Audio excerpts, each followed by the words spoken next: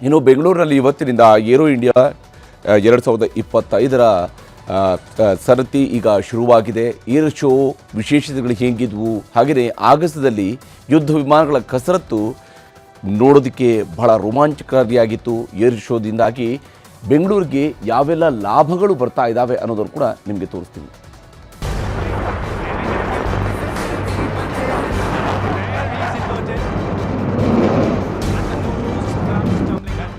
Aero India show ಏಷ್ಯಾದ ಅತಿದೊಡ್ಡ air show. ಭಾರತದ ಶಕ್ತಿ, ದೇಶದ ಆತ್ಮವಿಶ್ವಾಸದ ಪ್ರತೀಕ. ಯಲಹಂಕದ ವಾಯುನೆಲೆಯಲ್ಲಿ 5 ದಿನಗಳ ಕಾಲ ಲೋಹದ ಹಕ್ಕಿಗಳ ಕಲರವ ಮೇಳೈಸಿದೆ.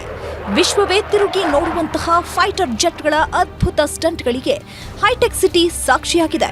ನಭದಲ್ಲಿ ವಿಮಾನೋತ್ಸವದ ವರ್ಣರಂಜಿತ ಚಿತ್ತಾರ ನೋಡುಗರ ಮೈ ರೋಮಾಂಚನಗೊಳಿಸುತ್ತಿದೆ.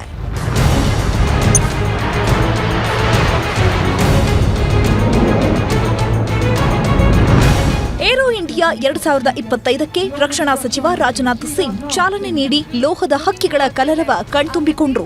ಒಂದ್ ಕಡೆ ಪರಂಪರೆ, ಸಂಸ್ಕೃತಿಯ ಮಹಾಕುಂಭ ಆಗ್ತಿದ್ರೆ, ಮತ್ತೊಂದ್ ಕಡೆ ಅತ್ಯಾಧುನಿಕ ತಂತ್ರಜ್ಞಾನದ ಯುದ್ಧೋಪಕರಣ ವಿಮಾನಗಳ ಮಹಾಕುಂಭ ನಡೀತಾ ಇದೆ ಅಂದ್ರು. ಇದೇ ವೇಳೆ ಮಾತನಾಡಿದ ಡಿಸಿಎಂ ಡಿಕೆಶಿ ಕರ್ನಾಟಕದಲ್ಲಿ ಹೂಡಿಕೆ ಮಾಡುವಂತೆ ಕರೆ ಕೊಟ್ರು. मैं समझता हूं कि एरो इंडिया के रूप में आज से भारत में एक और महाकुंभ का प्रारंभ हो रहा है, जहां एक तरफ प्रयागराज का महाकुंभ आत्मसंधान का कुंभ है, तो वहीं दूसरी तरफ एरो इंडिया का यह महाकुंभ अनुसंधान का कुंभ है. ಏರೋ ಇಂಡಿಯಾದಲ್ಲಿ ಒಟ್ಟು 90 ದೇಶಗಳು ಪಾಲ್ಗೊಂಡಿದ್ದು ಯುದ್ಧ, ಸರಕು, ತರಬೇತಿ ಸೇರಿದಂತೆ 70 ವಿಮಾನಗಳು ಆರ್ಭಟಿಸುತ್ತಿವೆ. ಏರ್ ಶೋನಲ್ಲಿ 30 ವಿಮಾನ, ಹೆಲಿಕಾಪ್ಟರ್ ಪ್ರದರ್ಶನಕ್ಕೆ ಇಡಲಾಗಿತ್ತು. 750 ಭಾರತದ ಕಂಪನಿಗಳು ಭಾಗಿಯಾಗಿವೆ.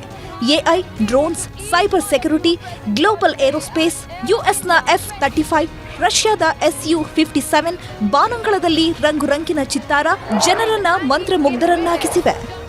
ಆಕ್ಚುಲಿ ಏರ್ ಶೋ ಬಗ್ಗೆ ಕೇಳಿದ್ರೆ ಟಿವಿಲೆಲ್ಲ ನೋಡ್ತೀವಿ, ಫೋನಲ್ಲಿ ಫಸ್ಟ್ ಟೈಮ್ ಬಂದು ನೋಡಿದ್ದು. ಏನ್ ಎಕ್ಸ್ಪೆಕ್ಟ್ ಮಾಡೋದ್ ಗೊತ್ತಿರ್ಲಿಲ್ಲ. ನೋಡಿದ್ಮೇಲೆ ಅನ್ನಿಸ್ತು ಸ್ಕಿಲ್ ಹಿಡ್ಕೊಂಡು ಮಾಡ್ತಾರಲ್ಲ ಇವರೆಲ್ಲ ಅಂತ. ಅಮೇಜ್. ತುಂಬಾ ಮಕ್ಕಳಿಗೆ ಕರ್ಕೊಂಡ್ ಬರ್ಬೇಕು ಅಂತ ತುಂಬಾ ಆಸೆ ಇತ್ತು.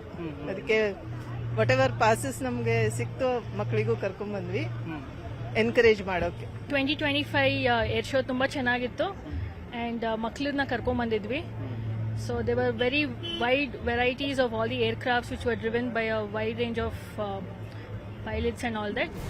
ಈ ಬಾರಿಯ ಏರ್ ಶೋನಲ್ಲಿ LUH ಹೆಲಿಕಾಪ್ಟರ್ ಆಕರ್ಷಣೆ ಕೇಂದ್ರ ಬಿಂದುವಾಗಿದ್ದು, ಇದನ್ನು ತುಮಕೂರಿನ HALನಲ್ಲಿ ತಯಾರಿಸಲಾಗಿದೆ.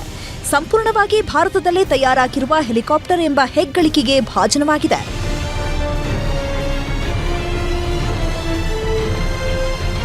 ಏರ್ ಶೋ ಹಿನ್ನೆಲೆ ಏರ್ ಶೋ ಮೊದಲ ದಿನವೇ ಟ್ರಾಫಿಕ್ನಿಂದ ಕಿಲೋಮೀಟರ್ ಗಟ್ಟಲೆ ವಾಹನಗಳು ನಿಂತು ಸವಾರರು ಪರದಾಡಿದ್ರು.